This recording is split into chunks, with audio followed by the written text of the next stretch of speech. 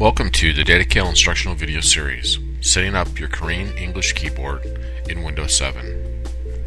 Let's go ahead and get started. First, let's take a look at what an English Korean keyboard looks like.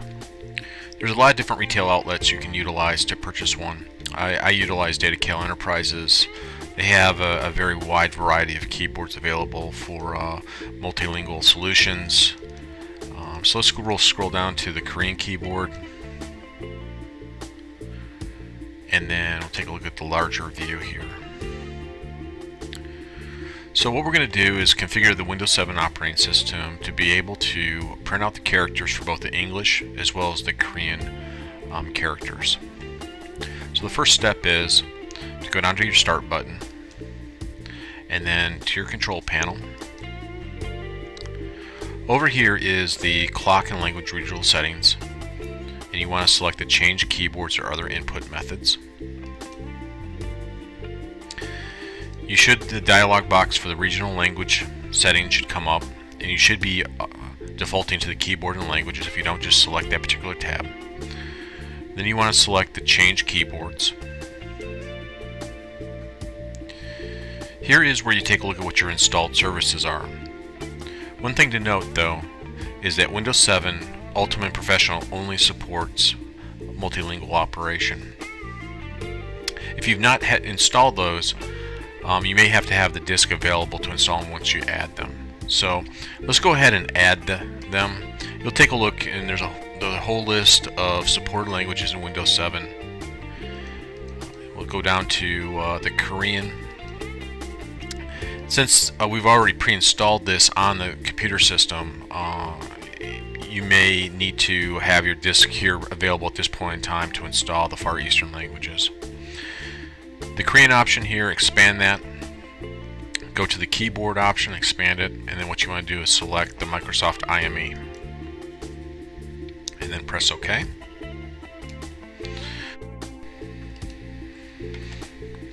After adding the Korean keyboard, you'll see it as a part of one of your installed services. So you have both the English layout and the Korean layout.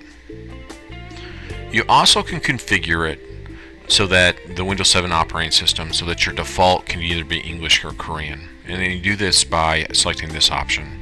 So for example, for every application that you opened up, if you want your default to be Korean, you would select Korean.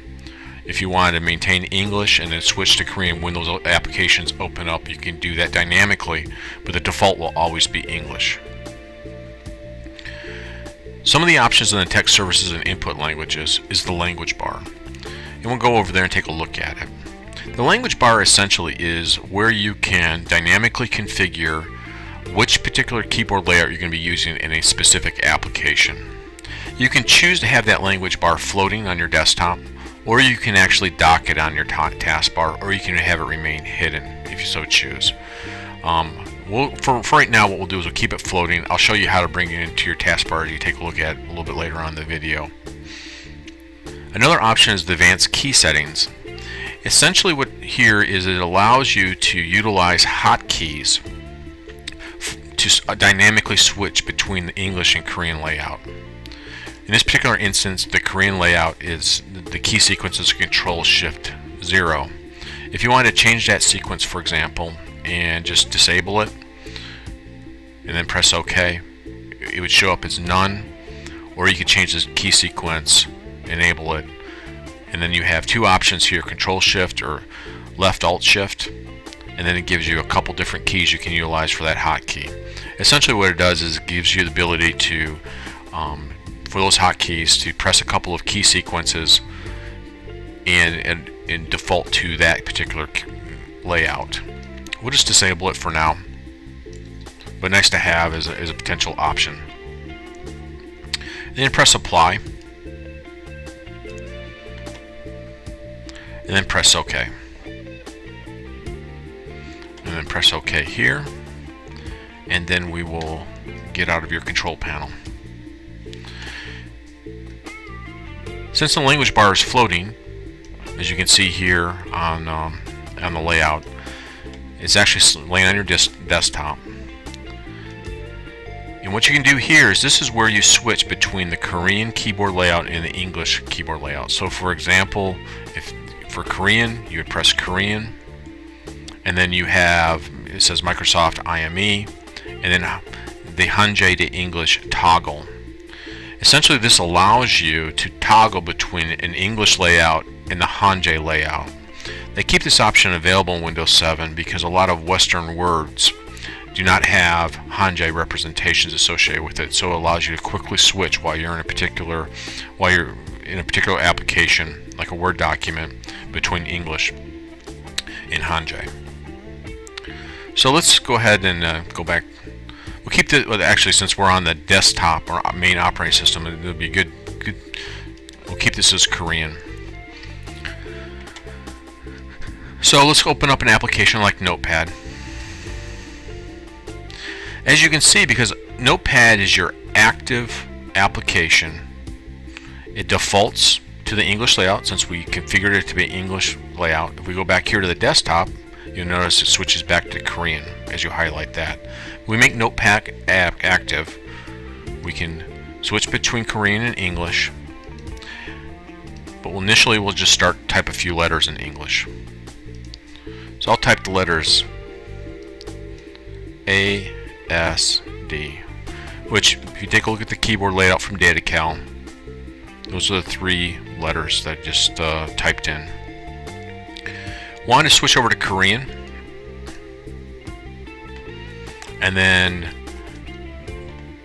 you notice the toggle right now says that it's an English layout.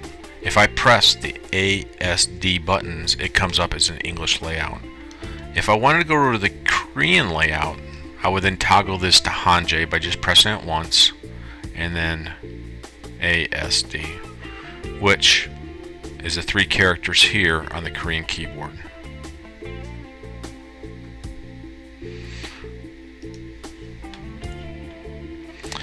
A few things about the actual language bar itself. If we wanted it to go down to the taskbar, you can go back to your settings and then go over to the language bar, and you can say dock to your taskbar. Press apply, press OK. As you can see now, I'm highlighting the language bar that is now docked onto your taskbar. In a similar situation, if I press ASD, it's currently in the Korean mode, Korean layout mode. And if I wanted to go over to the English, I would just simply go to English and then ASD.